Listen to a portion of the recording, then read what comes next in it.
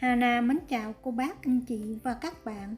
Một món ăn sáng vô cùng đơn giản, nhanh gọn lẹ, được làm từ những nguyên liệu rẻ tiền và dễ tìm. Bánh rất mềm mịn, đặc biệt để tủ lạnh qua ngày hôm sau vẫn không bị cứng. Thích hợp cho cô bác, anh chị và các bạn trong những ngày bận rộn, hoặc là muốn có một món bánh ngon để đem theo đi làm.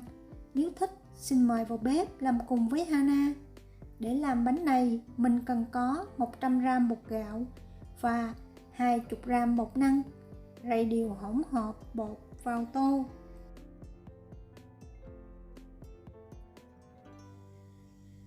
Đây là 180ml nước.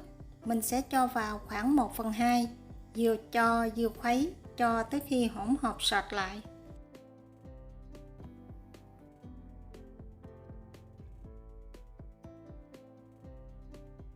Sau khi khuấy bột hơi sệt lại thì mình cho 2 muỗng canh dầu ăn, khuấy đều giúp cho bột luôn mềm mịn dù để tủ lạnh.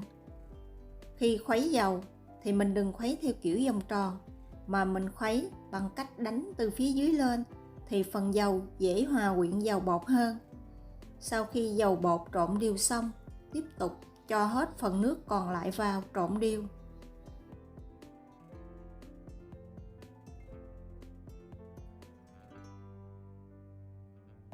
Tiếp theo, mình sẽ cho vào son 300ml nước và 1/4 muỗng cà phê muối, khuấy đều lên, nấu cho tới khi phần nước này thật là sôi.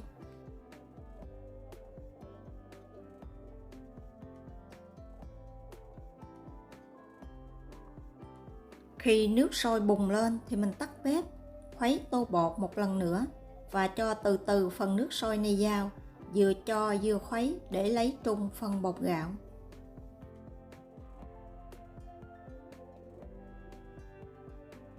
Phần bột mình đã chuẩn bị xong, mình để qua một bên. Bây giờ mình đi chuẩn bị phần nhân tôm.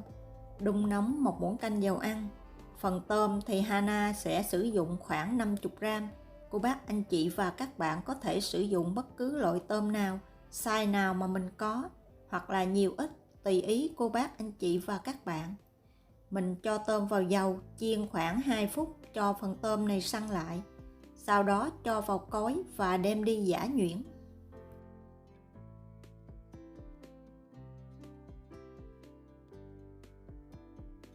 Vì Hana sử dụng tôm loại lớn, sau khi giã nhuyễn, tôm có xớ to nên phần này mình sẽ đem đi cắt nhỏ. Nếu cô bác, anh chị và các bạn sử dụng tôm nhỏ thì không cần phải cắt.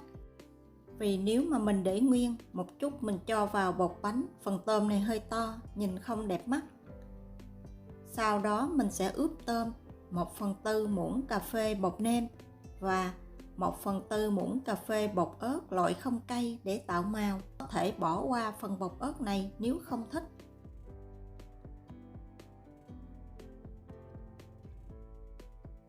Cái chảo lúc nãy mình chiên tôm vẫn còn dầu, vì vậy mình không cần phải thêm dầu nữa. Đun nóng phần dầu này lại, thêm một ít gốc hành lá băm nhỏ vào phi thơm. Sau đó cho tôm này vào, xào thêm khoảng 2 phút nữa cho tôm tơi ra.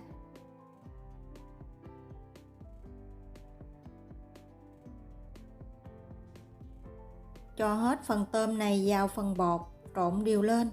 Thêm vào khoảng 20g hành lá cắt nhỏ vào, trộn đều.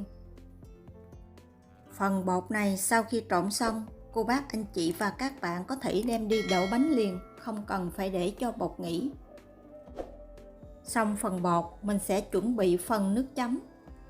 Để làm nước chấm ăn kèm, Hana sử dụng 1 muỗng canh nước tương loại nhạt, 1/2 muỗng canh hắc xì dâu, 1 muỗng canh dâu hao, 1,5 muỗng canh đường cát, nửa muỗng cà phê bột nêm, 1 muỗng cà phê dầu me,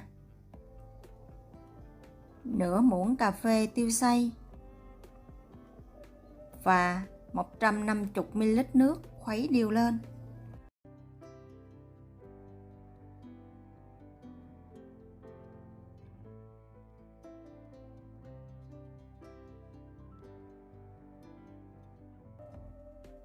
Bắt một cái xoong nhỏ lên bếp, đun nóng một muỗng canh dầu ăn. Khi dầu nóng thì cho vào 10 g gừng cắt lát, 10 g hành tím, 10 g hành tây. Nếu cô bác anh chị và các bạn có ngò rí, mình cho ngò rí vào, cho cả luôn gốc ngò. Xào cho tới khi tất cả các nguyên liệu có mùi thơm thì cho hết phần nước sốt lúc nãy vào, khuấy đều, đậy nắp lại, nấu cho tới khi nước sốt sôi. Nước sốt này cô bác anh chị và các bạn nhớ nêm nếm lại tùy theo khẩu vị của gia đình mình nha.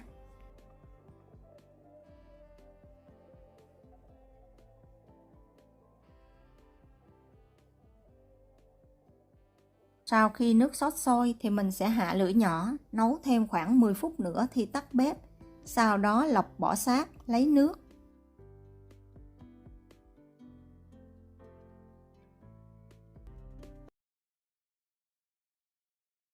Khi nước sôi thì mình bắt đầu đi đổ bánh. Có thể sử dụng bất cứ loại khuôn nào mình có thể dùng chén, dùng dĩa, đừng đổ dày quá, dày khoảng 3 mm là được. Và không cần phải làm nóng khuôn trước, chỉ quét một lớp mỏng dầu ăn một lần, lần sau mình không cần phải quét nữa.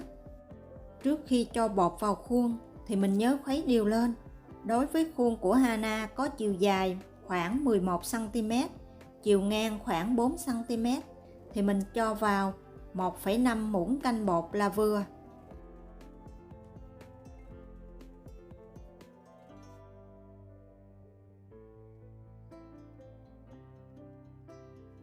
Đậy nắp lại, mình sẽ hấp bánh ở lửa vừa 4 phút là bột chín.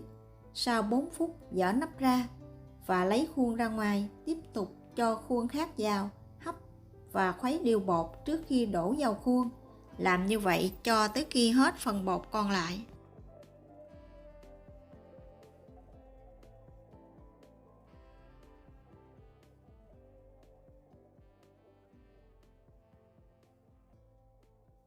Với cách pha bột này và cách đổ rất là nhanh, thành phẩm bánh rất là mềm mại, có độ dai nhẹ một xíu. Đặc biệt những nguyên liệu đơn giản, rẻ tiền và dễ tìm.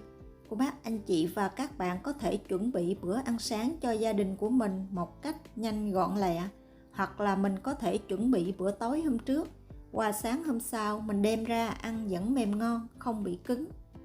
Nếu thích những gì Hana chia sẻ, nhớ đăng ký ủng hộ kênh của Hana nhé. Hana cảm ơn.